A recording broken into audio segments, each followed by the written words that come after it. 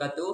Perkenalkan, nama saya Sahirin Jamil, NIM A1C222040 dari S1 Keperawatan.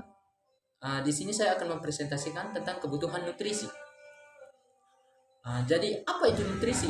Nutrisi adalah substansi organik yang dibutuhkan organisme untuk fungsi normal dari sistem tubuh, pertumbuhan dan pemeliharaan kesehatan.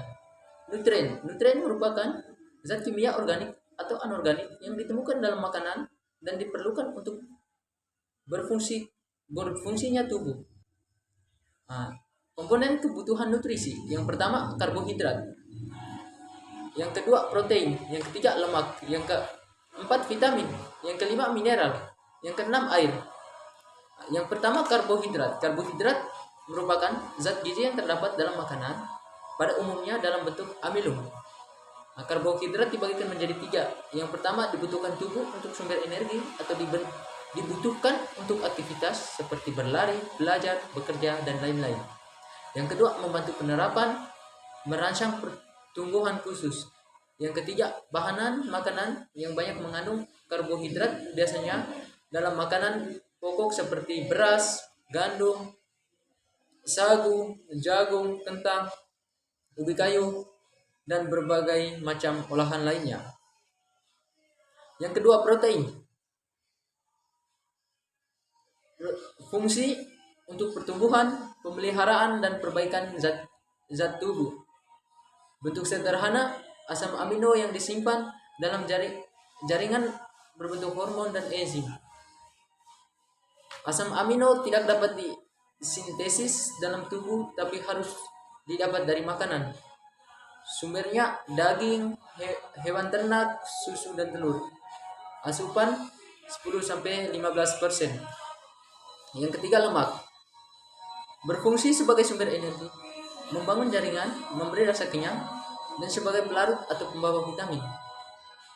Cadangan makanan: lemak nabati, lemak yang berasal dari tumbuhan, lemak hewani, lemak yang berasal dari hewan. Asupan 10-25%.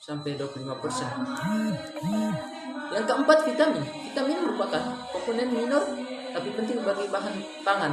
Vitamin dibutuhkan untuk pertumbuhan normal, memelihara dan menjaga tubuh. Yang kelima, mineral adalah zat organik yang dibutuhkan oleh tubuh dalam jumlah sedikit. Fungsinya sebagai zat pembangun dan pengatur zat anorganik, zat yang tidak berasal dari makhluk hidup.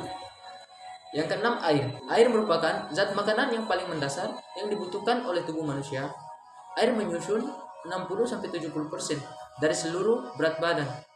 Sumbernya konsumsi cairan buah-buahan segar, sayuran, dan air yang diproduksi selama oksigen makanan. Dan air yang diproduksi selama oksidasi makanan. Pada orang sehat, intake cairan, dan air yang diproduksi selama oksidasi makanan. Pada orang sehat, intake cairan, output melalui eliminasi, respirasi, dan keringat. Faktor yang mempengaruhi nutrisi: yang pertama, status kesehatan, kultur dan agama, usia, jenis kelamin, status sosioekonomi. Masalah kebutuhan nutrisi. Yang pertama, kekurangan nutrisi. Kekurangan nutrisi merupakan keadaan yang dialami seseorang dalam keadaan tidak berpuasa atau normal, atau risiko penurunan berat badan akibat ketidakmampuan asupan nutrisi untuk kebutuhan metabolisme.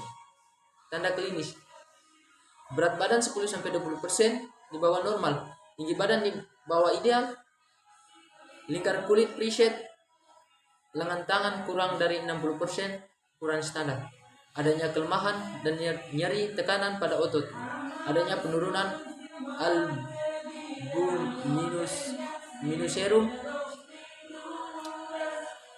Yang kedua, kelebihan nutrisi. Kelebihan nutrisi merupakan suatu keadaan yang dialami seseorang yang mempunyai risiko peningkatan berat badan akibat asupan kebutuhan metabolisme secara berlebihan.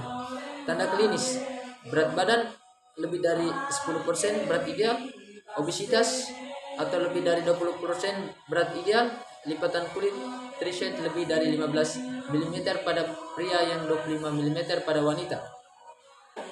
Yang ketiga, malnutrisi. Malnutrisi adalah keadaan di mana tubuh tidak mendapat asupan gizi yang cukup. Malnutrisi dapat juga disebut keadaan yang disebabkan oleh ketidakseimbangan di antara pengambilan makanan dengan kebutuhan gizi untuk mempertahankan kesehatan. Obesitas merupakan masalah peningkatan berat badan yang mencapai lebih dari 20% berat badan normal. Status nutrisinya adalah melebihi kebutuhan asupan kalori dan penurunan dalam penggunaan kalori. Kesimpulan, setiap makhluk hidup membutuhkan makanan untuk mempertahankan kehidupannya, karena di dalam makanan terdapat zat-zat gizi yang dibutuhkan tubuh untuk melakukan kegiatan metabolismenya. Oleh karena itu, pemenuhan kebutuhan nutrisi yang diberikan dengan baik dapat membantu kelangsungan hidup makhluk hidup tersebut. Terima kasih. Mungkin itu saja presentasi saya. Bila ada kata-kata yang salah, saya minta maaf. Wabillahi taufiq wal hidayah. Wassalamualaikum warahmatullahi wabarakatuh.